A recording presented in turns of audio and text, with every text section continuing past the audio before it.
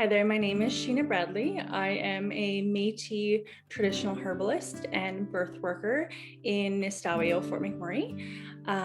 My grandmother was born in Goldfield, Saskatchewan to Kitty Boucher and Joe Monkman, and that was on my maternal side, and my father's side is our settlers of the Wandering River area.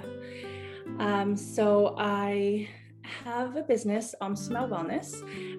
I do traditional foraging. I make products to help build a relationship for people through scent memory, through using local traditional plants into their self-care routine, really trying to incorporate that love for our land and for the medicines that we have locally through everyday products. So plants kind of became an important part of my life. For many years, when my kids were younger, I definitely turned more into natural healing with them.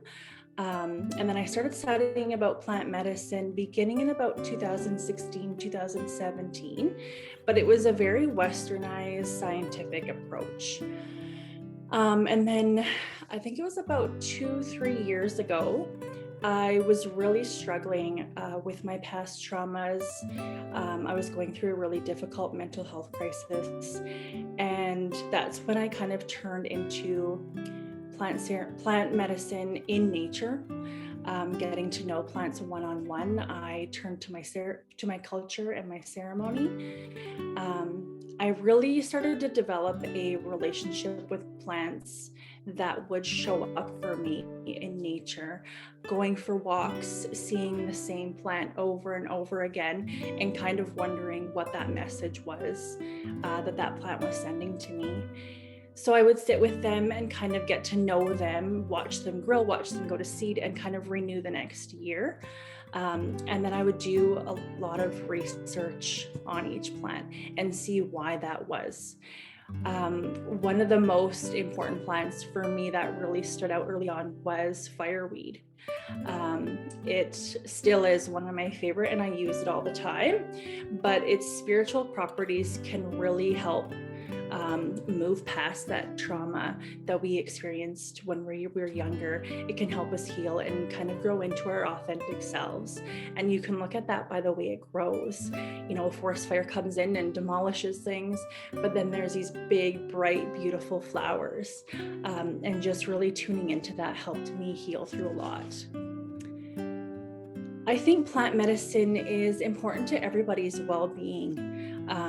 You know, if we look at all aspects of healing, emotional, spiritual, physical, you know, plant medicine, it's not only good for our physical ailments, but it's also good for spiritual and emotional support as well. Traditionally, when we were sick or struggling, our ancestors would go out to the forest and collect plants that they knew would work for certain things.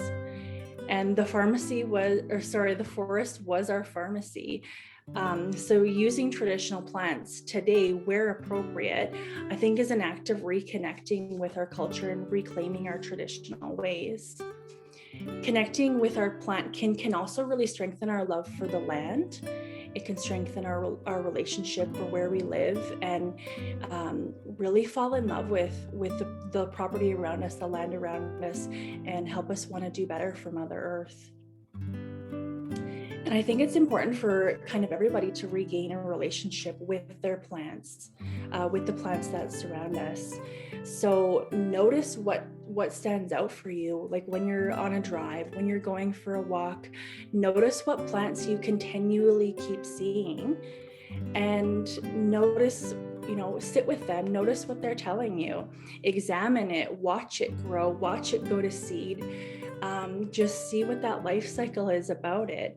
Offer protocol and ask for direction. And if you need, like I did, I'm very research-based and have to search everything and know all the things.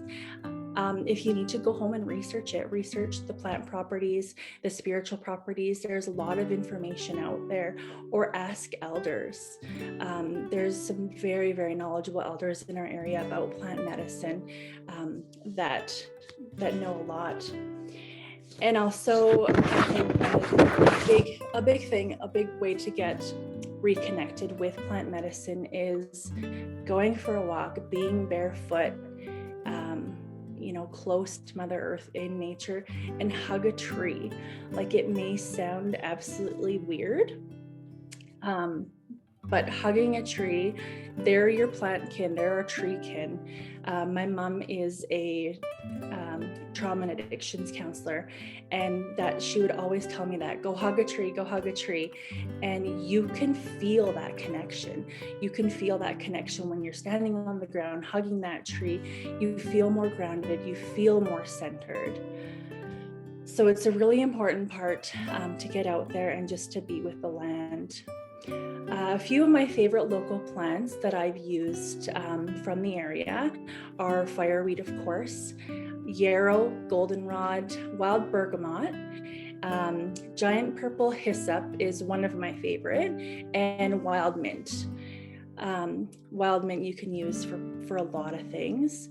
So I think it's important to really note before people go out harvesting, there's like this new trend to go forage and picking and stuff in the woods. But I think we really need to take a step back before we do that and think about a few things. Our land has drastically changed from industry, from the fire, from the flood. We've had major destruction in our area. And there are Indigenous people that still use these plants, for medicine. So they're having to go farther and farther out of their home communities in order to bring those medicines back to their people. So I think it's really important, when you see a plant, you really need to be mindful of how you're harvesting that. This is all Indigenous land. No matter where you are, if you're on Crown land, city land, it doesn't matter. And people still use these plants, right?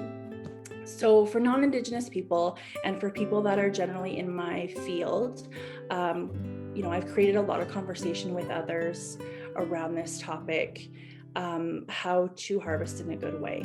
So I think, first of all, it's important to know whose land you are harvesting on. There's websites that you can look exactly where you live and see whose land you're harvesting on. You can also reach out to the local First Nations and Métis communities and let them know of your intentions. Let them know that what you're wanting to harvest, where you're wanting to harvest, and just ask for their, out of respect, ask for their permission. And then when you are harvesting, it's always a good practice to know exactly what you're picking. You want to make sure that you know what that plant is. Be 100% certain that that's the plant that you need, and have a plan of what you're going to use it for. Not just, I've seen this on Instagram, it looks really cool, I'm going to pick it and I'll do something with it. If you don't know exactly how you're going to use that plant, please leave it. We always have to remember that, again, like I said, there's people that harvest for medicinal uses, and it's also food for our animals. So we need to be respectful of that as well. So when you do go out, working with plant medicine is very reciprocal. We give to them, they give to us. They're our kin. We're in a relationship with them. So give something, offer something to them. I offer tobacco. Sometimes if I don't have tobacco, I'll offer my hair. Just offer something to them for your thanks. Sit with them, ask them, ask the plant if you can use that plant. Only harvest what you need. Never take the first one, never take the last one, and only harvest what you'll need, or 1/3. So if you see a grove of goldenrod, don't take it all. Take less than 1/3 so that you can leave medicine for other people, and you can leave food for our animal kin. So these are recommendations I always talk about. There is a course through my college that I'm currently studying with on Indigenous land use protocol, which is really, really important. So yeah, so thanks so much for interviewing and taking the time today.